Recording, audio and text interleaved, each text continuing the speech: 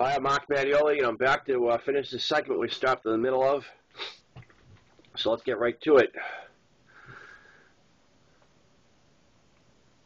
Just then, Joel comes around the corner, and a low voice says, "Did you do it?" I nod yes, and Elliot says, "Jesus Christ, how many people know about this?"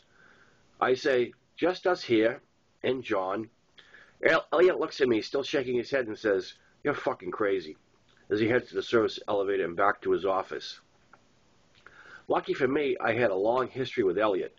Before he made supervisor, we used to hang out at his apartment smoking weed and drinking beers. At the end of the night, Elliot would always order a sausage and pepperoni pizza from Domino's. When it came to pizza, he was a creature of habit. Long after that, I fixed Elliot up with a girlfriend of Paulie's across the street. She's on the heavy side, with huge breasts, and the word no wasn't in her vocabulary. Elliot did me a favor, and I did him one. The only problem with that was that Polly's friend was so happy with Elliot that I woke up one morning with her sitting on my bed wanting to thank me. I declined her generous offer and said, "Another time perhaps." Meanwhile, back with the Smythe Brothers of Boston box, John shows up at my house at the end of his shift, and he's got a shit-eating grin on his face as we carry the box into the house. "Almost got busted, I heard," he says. I say nothing and direct him to set the box down on the floor. I rip the tape off and open the box as John reaches down and grabs his notebooks. "All right, these are great," he says, and then eyeballs the beer. "Mind if I take the Heineken?" he says. I tell him no problem, and he reaches down and pulls the case of beer out and sets it on the floor. He then spots the linen napkins, and he says, "What's this?" as he picks one up and opens it, exposing the silverware. He then leans forward and takes note that there are several rolled up linen napkins containing silverware in the box. "You're fucking crazy," he says as he tosses the silverware back in the box, picks up his beer, and leaves the house. I reach in, grab the silverware, and hold it up to admire it and say out loud to myself, "Now I need to get the plates to go with it." I got together with Rick and Chuck one beautiful morning, a beautiful summer morning, for what would be the last time I would see Chuck for several years. Chuck had decided that Tahoe wasn't for him, and he's flying back to Boston in a couple of days. They showed up at my house, and we decided to walk over the beach to enjoy the view, hang out, and maybe go for a swim. While we kicked back on the beach, this teenage girl came up to me and asked me for a smoke. Chuck, always the aggressor, started up a conversation and invited her to join us. She introduced herself as Mandy, and she was 18, and she said she was 18, although she looked younger. She was a very petite brunette and had a lot of nervous energy. While we all sat on the ground, Mandy paced around us while smoking her cigarette. She was wearing a pink tube top that she kept tugging on as if her little breasts were fighting to get out. She was also wearing what I could only describe as a skirt. It was a dress in the front but shorts in the back. It was apparently intended to be worn over a bathing suit and removed upon arrival at the beach. Mandy did not impress me as the smartest 18-year-old I had ever met. I picked up on this through the conversation she was having with Chuck. I also picked up on that she didn't have a bathing suit on under her clothes, and with her pacing around with her crotch at the level of our face, it was confirmed that she had nothing on under her skirt. Chuck and Rick picked up on this right away and kept insisting that Mandy sit down. She finished her smoke and sat down across from us with both her knees up in front of her and her elbows resting on them with her legs open. I thought for sure Chuck or Rick was going to crawl face first into her lap. Mandy was completely exposed, and if she didn't know it, she was dumber than dumb. Chuck and Rick, with their eyes popping out of their heads, began to lean forward and compliment her on her skirt while reaching out and fondling the material and pulling it up. Their hands are getting so close to her crotch that I'm waiting for one of them to grab it.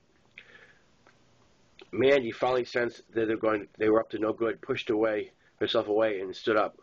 "Where are you going?" Chuck asked as Mandy backed away. "I'm going for a swim," Mandy answered as she turned to walk down to the water. Rick and Chuck looked at each other, jumped up, and followed. I figured, what the hell, and I got up as well.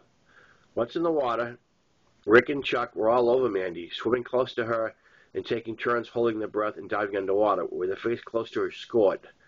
Although Mandy seemed to like the attention, she had a nervous smile on her face and kept trying to move away from them while they pursued her like dogs in heat.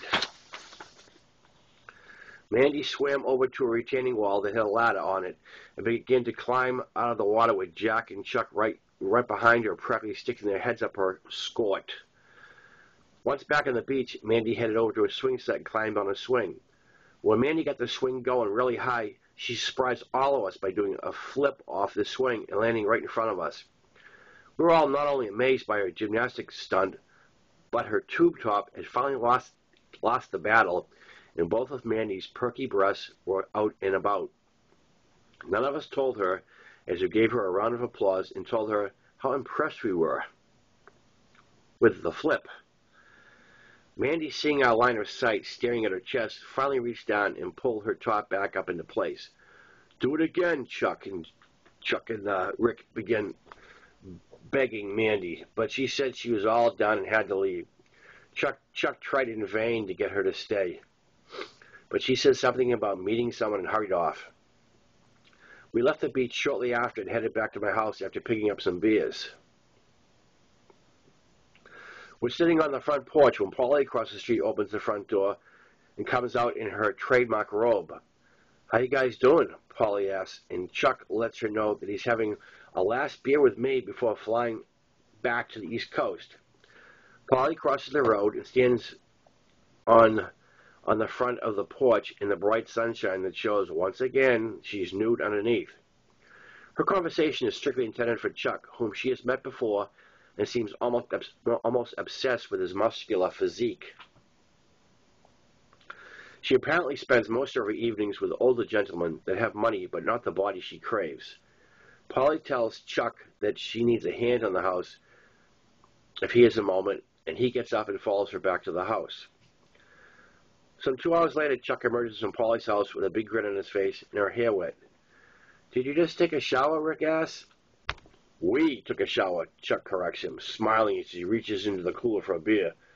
Chuck starts going into a blow-by-blow description of his time spent with Polly, starting with, "I banged the shit out of her on her son's bed while he's downstairs watching TV. After that, I tell her I need a shower. While I'm in there, she jumps in with me. She grabs a bar of soap, drops it on purpose while saying, 'whoops,' and bends over, pushing up against me. She then reaches her hand between her legs, grabs my cock, and puts it in her ass. She starts pushing so hard against me I thought we were going to go through the wall."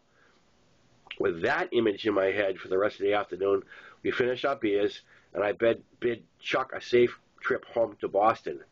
What I didn't know was that while Chuck's plane was headed home, another plane was flying out with another friend of Rick's. Rick had left a girlfriend, Dina, at home that he'd already had a young daughter with. Now Dina and their daughter, Mary Lou, were flying out to live with Rick in his tent in the woods. Oh yes, one other thing I need to mention here, Dina is 8 months pregnant.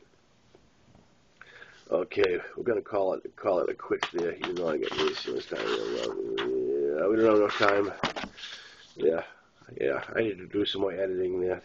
Yeah, some typos. Oh my God, I'm losing my mind. All right, I'm Mark Mattioli, and the book is Boston Accent. It's available on Amazon.com. And God willing, we'll do this again tomorrow. And hopefully I'll be feeling a little bit better. Okay? Ciao.